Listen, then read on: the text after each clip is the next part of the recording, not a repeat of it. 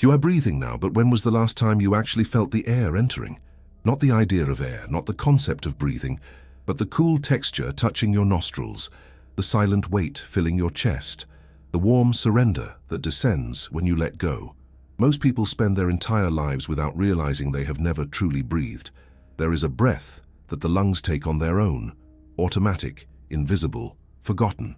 And there is the other breath, one that Eckhart Tolle called the portal, a dimensional crack hidden within the most common act of existence. But you need to understand something first. This breath is not a technique. It is not another exercise on your self-care list between the cold shower and the green tea. It is the end of something, a specific kind of death that you will need to choose, because what you call you does not breathe. Thought does not breathe. The narrative about who you are, constructed over decades, fed by memories and projections, neither inhales nor exhales. It merely repeats, like an echo trapped in a cave that forgot there is an outside. And in that echo, in that infinite loop of planning and remembering, you have spent your life believing you were alive. But real life is happening in a place that thought cannot reach. It is happening now, in the space between the question and the answer. In the emptiness that exists before the next thought arrives, in the imperceptible pause between the end of an exhalation and the beginning of an inhalation. There, in that void that breathes. Eckhart Tolle discovered this the hard way. At 29, on the brink of collapse, lying in bed at 3 in the morning, he felt the unbearable burden of continuing to exist as the person he had become. And then something broke. It was not enlightenment, it was surrender. The mind that tried to control everything, understand everything, solve everything, simply collapsed. And when it fell, when all that noise ceased, he noticed something terrifying and liberating at the same time. He was still there, more present than ever, but without being that person. And the first thing he noticed in the complete absence of thought was the breath. Not his breath, the breath, happening all by itself, perfect, alive, as if the entire universe were breathing through him. You can access this now, not in 20 years of practice, not after 10,000 hours of meditation. Now, in the next 2 minutes, if you are willing to experience what Tolle experienced that night, the death of the controller. Because every time you try to control the breath, you kill it. Every time you follow a pattern, count to 4, hold, release in 6, you are doing something. And that doing is exactly the problem. The mystical breath is not done. It is allowed. It happens when you stop interfering, when you give up being the conductor and accept being the music, when you discover that the body always knew how to breathe better than the mind will ever know how to teach. But there is a secret here that no one has told you. The resistance is not in the lungs. It is in the thought that says, I need to do this right. It is in the internal voice that turns even surrender into another performance. It is in the deep fear that if you really let go, if you truly stop controlling, you will disappear. And you will, but not in the way you think. The you that disappears is the one that never truly existed. The character, the story, the accumulation of judgments, expectations, and defenses that you mistook for identity, that one will die, and it needs to die. Because on the other side of that, death is something you always were, but forgot. A nameless consciousness, a formless presence, a void that breathes and contains everything. Tolle spent years trying to explain this with words, and he always arrived at the same place. You cannot understand this. You can only be this. And the breath is the most direct shortcut there is. Why? Because the breath lives on the boundary. It is both voluntary and involuntary. You can control it or let it be free. And in that choice, in that act of consciously releasing control, you cross the portal. You die to time. The past is thought. The future is thought. But the breath only exists now. You cannot breathe yesterday. You cannot inhale tomorrow. The air entering your nostrils happens in absolute present time. And when you are totally with the breath, you are totally out of time.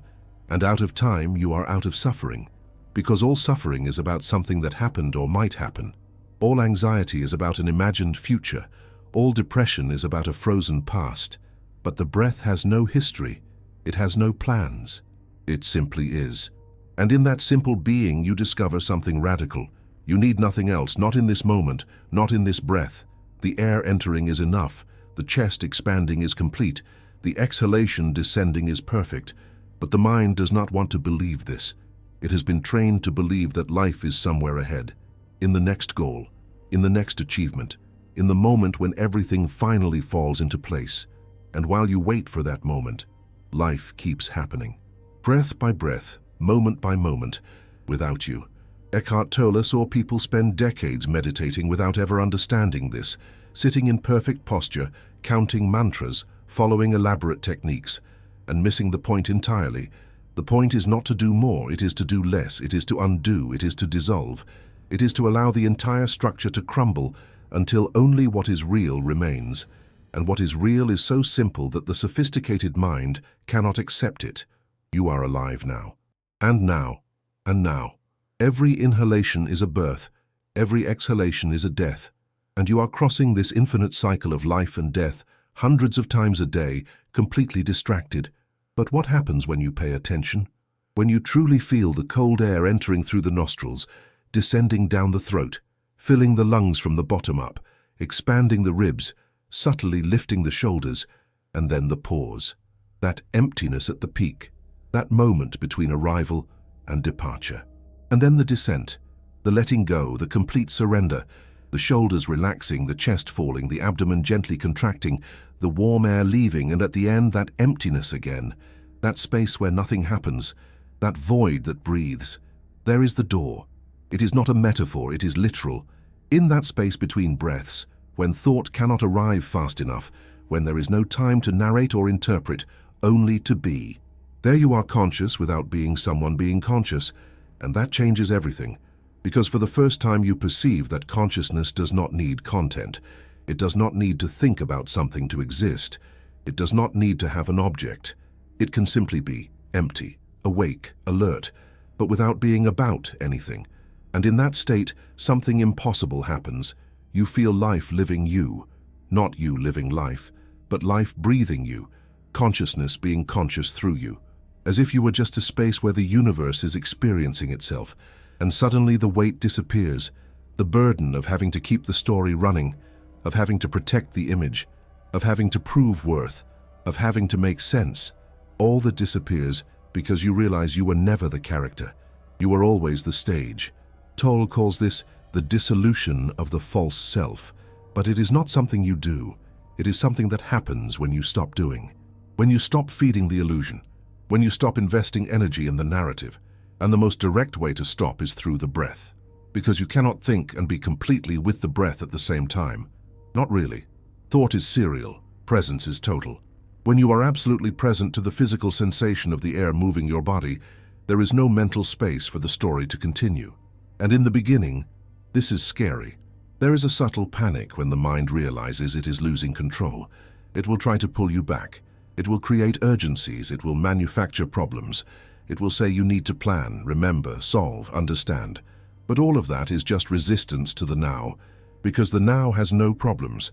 Problems exist in time, in the yesterday that will not return, in the tomorrow that does not arrive. But in this specific inhalation, in this cold air entering now, what problem exists? None. And if no problem exists now, and now is the only real moment, then when exactly does the problem exist? Only in thought, only in the story. And when you see this, when you truly see this through the clarity that conscious breathing brings, something inside you laughs, a silent laugh of relief, of recognition, of how you were fooled by your own mind. But here is the paradox that took Tolle years to articulate. You cannot force this. You cannot make enlightenment happen. You cannot use the breath as another tool of the ego to achieve something, because the ego wanting to achieve enlightenment is like darkness wanting to create light. It does not work. Darkness does not create light. The light simply arrives, and the darkness disappears. Likewise, you do not attain presence. You simply stop running away from it, and it has always been here. So when you breathe consciously, do not breathe to get something. Do not breathe to become calm, to reduce anxiety, to improve focus. These may be side effects, but if they are the goal, you have missed the point. Breathe to dissolve, breathe to disappear, breathe to die a little, so that what is false is burned away and what is real remains. And what is real does not need to be conquered. It does not need to be earned. It does not need to be understood. It just needs to be allowed, like a flower that does not try to bloom. It simply opens when the conditions are right. And the condition for the awakening of consciousness is ridiculously simple. Stop resisting what is. And the breath is the purest what is that exists. You cannot argue with it. You cannot negotiate. You cannot pretend it is different from what it is. The air is entering or leaving. That is undeniable, irrefutable, real. And when you anchor yourself in what is undeniably real, the whole castle of illusions begins to shake. Because if you can be totally present to something as simple as a breath, without needing to modify it, improve it, judge it, or turn it into something special, then maybe, just maybe, you can be present to the whole of life the same way, without needing it to be different, without needing yourself to be different. And when this deep acceptance happens, something magical occurs. Life stops being a problem to be solved and reveals itself as a mystery to be lived, but lived not by the person. Lived by consciousness, because the person always wants something from the experience, wants to enjoy, wants to gain, wants to avoid losing, but consciousness only witnesses.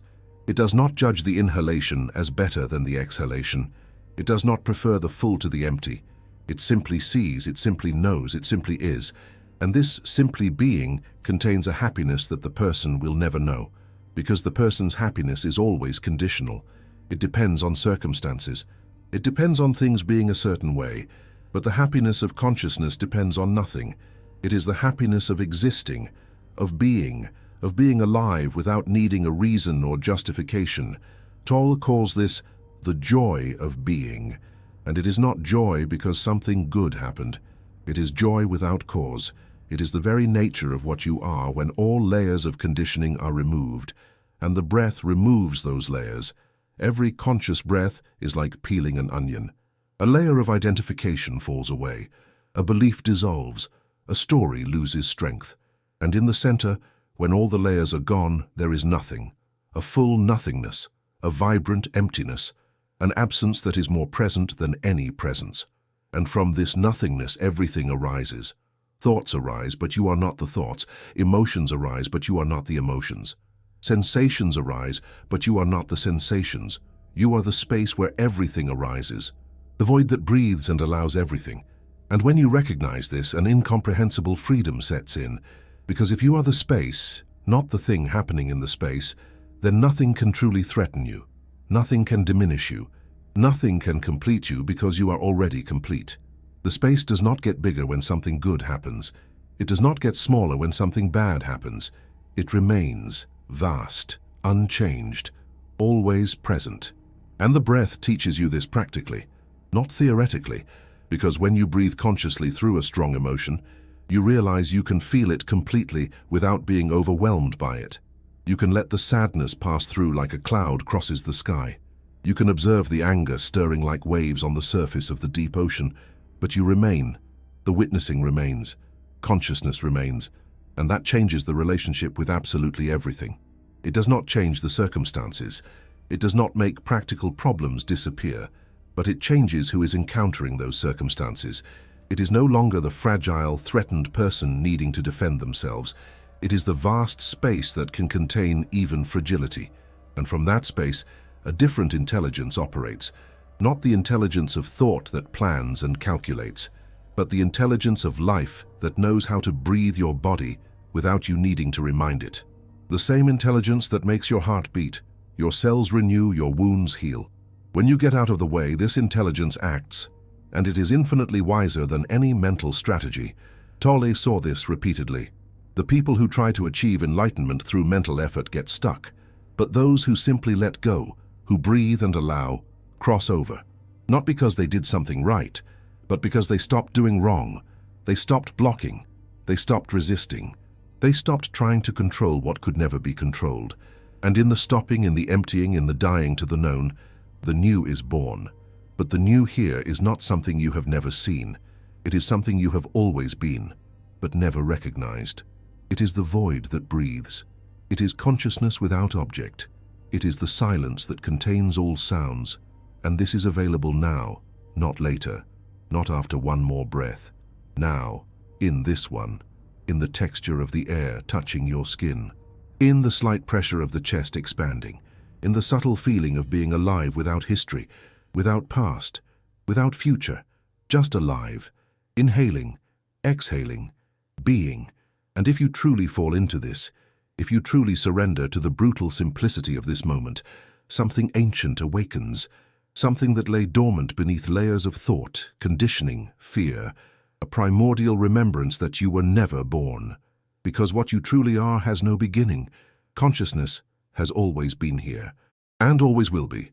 Forms change, bodies come and go, stories begin and end, but the space where everything happens remains untouched. And when you touch that space, even for a second, through the door of conscious breathing, the fear of death changes. It does not disappear necessarily, but it changes, because you realize that what can die was never really you. It was just a temporary character, a specific wave in the infinite ocean, and when the wave disappears, the ocean does not diminish. This sounds abstract, philosophical, but it is not. It is the most concrete thing there is, more concrete than any thought, because thought is abstraction. It is symbol, it is map, but the breath is territory. It is life itself happening, without an intermediary, without translation. And when you live from the territory instead of the map, everything becomes direct. There is no more confusion about what to do, not because you have all the answers, but because the question changes.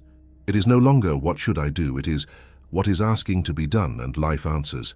Not in words, in impulse, in movement, in action that arises effortlessly when you are not blocking. Tolle learned to trust this, to act from the silence, to speak from the emptiness, and the words that came carried a different weight. They were not opinions of the mind, they were expressions of consciousness, and people felt the difference. Because when you speak from the empty space, your words do not carry ego. They do not carry the need to be right. They do not carry the fear of being wrong. They simply point, like fingers pointing to the moon. And the moon is here, in this breath, in this moment, in this void that breathes between one thought and the next. You can keep staring at the finger for the rest of your life. You can study all the teachings. You can memorize all the techniques. Or you can simply look where the finger points and see, not with the eyes, not with the mind, but with consciousness itself recognizing itself. And when that recognition happens, you realize something hilarious. You were looking for what was never lost. You were trying to attain what was always you. You were striving to reach the place where you always were. And the breath was showing you this all along, with every entry and exit, with every cycle of life and death happening within you, 14 times a minute, without charging anything, without asking for recognition, just happening, as pure grace, as unconditional love, the universe keeping you alive, breath by breath, without you needing to deserve it, without you needing to be good enough, without you needing to understand, just breathing you, living you, being you. And when you finally realize this, when you truly see that you were never separate, that you were never alone, that you were always life itself, experiencing itself through this specific form, the seeking ends, not because you found something, but because you stopped looking. And in the stopping, in the resting, in the simply being breathed, you discover that what you always wanted was not some special state. It was permission, permission to exist exactly as you are, without needing to improve, without needing to fix, without needing to become. And the breath gives you that permission, because it accepts you completely, no matter what you have done, no matter what you think about yourself, no matter how many times you failed. The next inhalation arrives, fresh, new, without judgment. And if life can accept you like this, through the breath, moment after moment, perhaps you can start to accept yourself too, not as a future project, but as a present fact. You are here, breathing, alive. And for now, for this one inhalation, that is enough. It does not need to be more than that. This breath does not need to take you anywhere. It does not need to transform you into anyone special. It is already complete. It is already perfect. It is already sacred. And you breathing are too, always have been, always will be, even when you forget, even when you get lost in the story again, even when you go back to believing you are just the person, the truth remains, silent, patient, waiting, in the void that breathes, in the space between thoughts, in the pause between inhalation and exhalation. There, always there. You just have to stop, feel, and recognize what has always been present. And then, as Eckhart Tolle discovered on that impossible morning, you realize that awakening is not adding something new. It is removing everything that is false. It is the undoing. It is the dissolution. It is the end of everything you thought you were, and the beginning of everything you always were. And that happens in 2 minutes, or in 2 breaths, or in 1 eternal second of absolute surrender, when you finally let the void breathe you and rest in what has always been real.